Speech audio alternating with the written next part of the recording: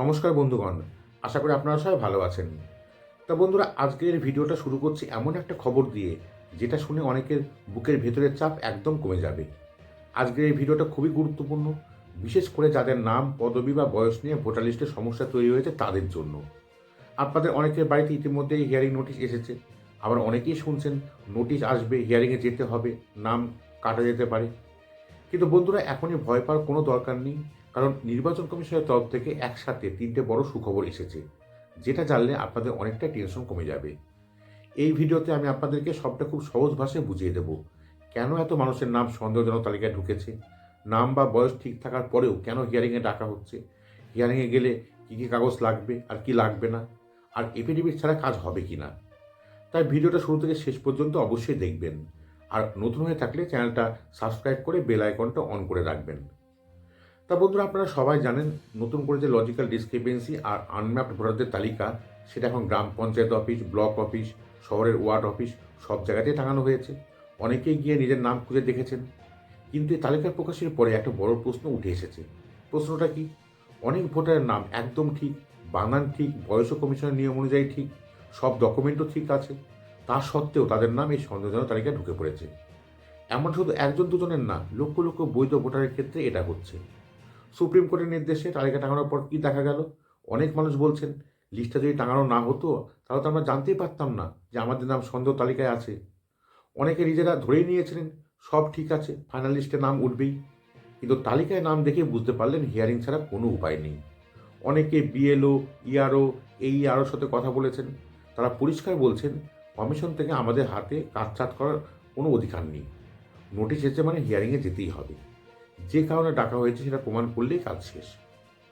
এমনকি অনেক অফিসার নিজে বলছেন, আমরাও বুঝতে পারছি আপনি বৈধ ভোটার, কিন্তু কমিশনের গাইডলাইন অনুযায়ী আমরা নিজেরাই নাম কাটতে পারবো না। তা বন্ধুরা, একটা বাস্তব কথা বলি, এই মুহূর্তে কমিশন কোটি কোটি ভোটারের কাজ একসঙ্গে করছে। তাই হিয়ারিং হচ্ছে, একজন ডাকছে, 2 মিনিট কাগজ দেখতে আর ছেড়ে দিচ্ছে। আর এই তাড়াহুড়োর কারণেই অনেক সময় ভুল সিদ্ধান্ত হওয়ার সম্ভাবনা থাকছে। তা নামের ভুল হলে কী করবেন? ধরুন 2002 সালে ভোটার লিস্টে আপনার নাম ছিল সমর কুমার বসাক, পরে আপনি সংশোধন করে করেছেন সমর বসাক। এখন সফটওয়্যারে মিলছে না, তাই নোটিশ এসেছে।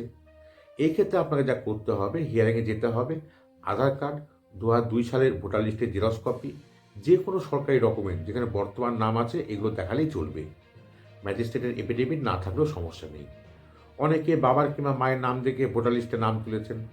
এখন যদি পদবী বানান আলাদা হয়, টাইটেল আলাদা হয়, বয়সের গ্যাপ নিয়ে সমস্যা হয়, তাহলে আপনাকে দেখাতে হবে 2002 সালে ভোটার লিস্টের পেজ, সম্পর্ক প্রমাণের ডকুমেন্ট, বাবা বা মায়ের যে কোনো সরকারি কাগজ, আপনার আধার কার্ড আর হিয়ারিং নোটিশ, এগুলোই যথেষ্ট।